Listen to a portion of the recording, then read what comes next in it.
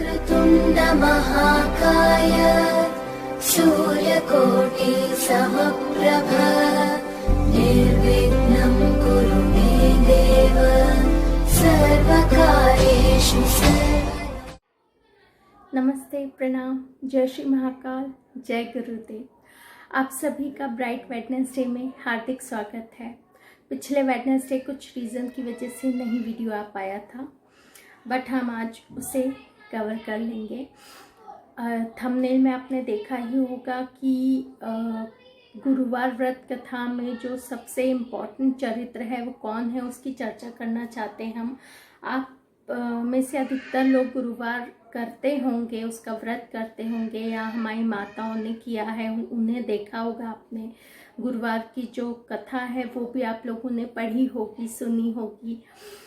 तो मैं ज़्यादा लंबा वीडियो ना खींचते हुए शॉर्ट में ही बताना चाहूँगी आपको कि उसमें हमें ये दिखाया गया है कि एक राजा था और वो बहुत पूजा पाठ करता था, लेकिन उसकी जो धर्मपत्नी है वो पूजा पाठ नहीं करती थी।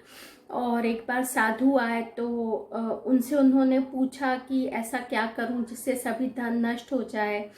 हालांकि सोचने पर विवश करती हैं ये चीज़ें कि क्या ऐसा भी पॉसिबल है कि कोई व्यक्ति इस तरह की मांग कर सकता है, और उसे कैसे पता कि वो गुरु उसे सही चीज़ बताएंगे। एनीवेज, इस पे काफ़ी लंबी चर्चा हो सकती है, हम करेंगे ज़रूर बाद में। लेकिन अभी ज़रूरी चीज़ है कि इम्पोर्टेंट चरित्र कौन सा है। तो अगर आपने पूरी कहानी पढ़ी है, सुनी है और समझी है, तो एक चीज़ आपको समझ में आई होगी कि राजा के जब पूरे दिन चल रहे थे, उनकी धर्मपत्नी की वजह से उनका धन नष्ट हो गया था, लेकिन ईश्वर समय समय पे उन्हें गाइड करने आ जाते थे। तो इससे हमें एक पॉजिटिविटी मिलती है कि अगर हमने कभी थोड़ा भी ईश्वर पे विश्वास किया है और समय हमारा ख़राब है तो वो हमें गाइड करने ज़रूर आते हैं। और अगर किसी रूप में नहीं आ पाते तो हमारी अंतरात्मा में विचार ईश्वर के द्वारा ही प्रकट किए जाते हैं। इसे गंभीरता से सोचेंगे तो समझ में आएगा।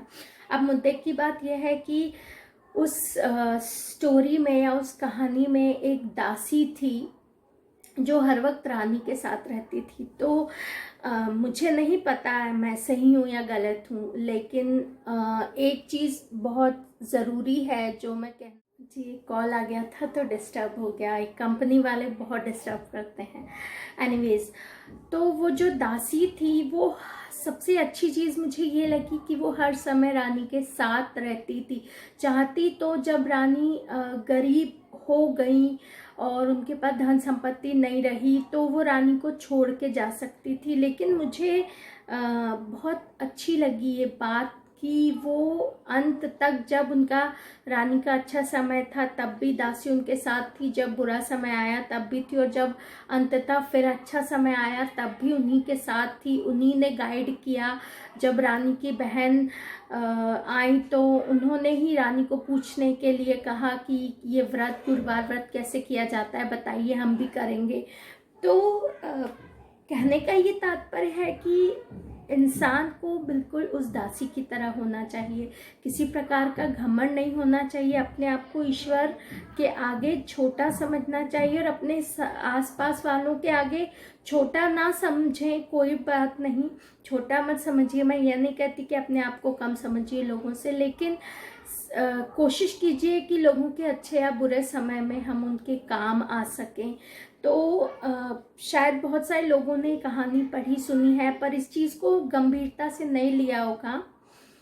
इस बात का यकीन मुझे है, 100% यकीन है कि गंभीरता से इस बात को नहीं लिया होगा।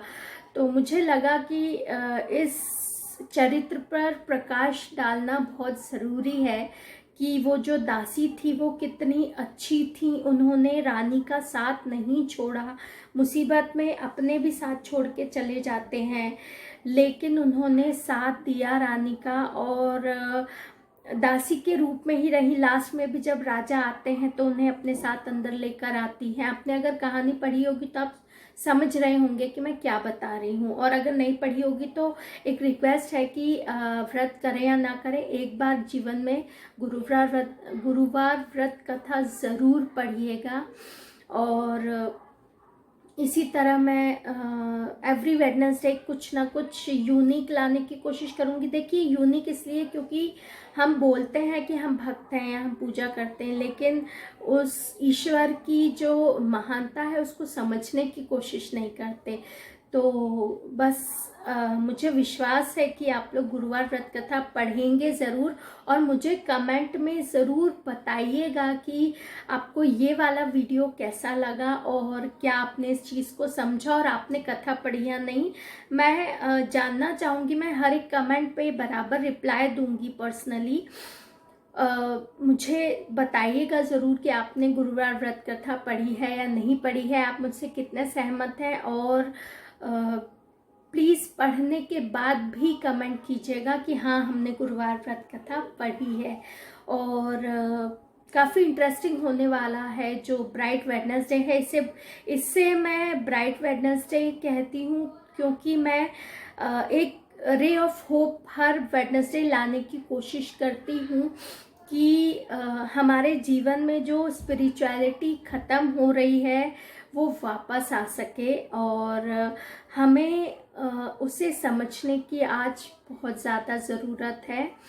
एंड बस इसी के साथ मैं अपने इस वीडियो को अंत करती हूँ। बस यही कहना चाहूँगी कि जिस तरह वो दासी थी हमें भी उसी तरह बनना चाहिए, अपने आसपास वालों के, अपने करीबी लोगों के, अपने दोस्तों या दुश्मनों सभी के अच्छे बुरे में साथ देना चाहिए। जय गुरुदेव, जय श्री महाकाल। Thank you.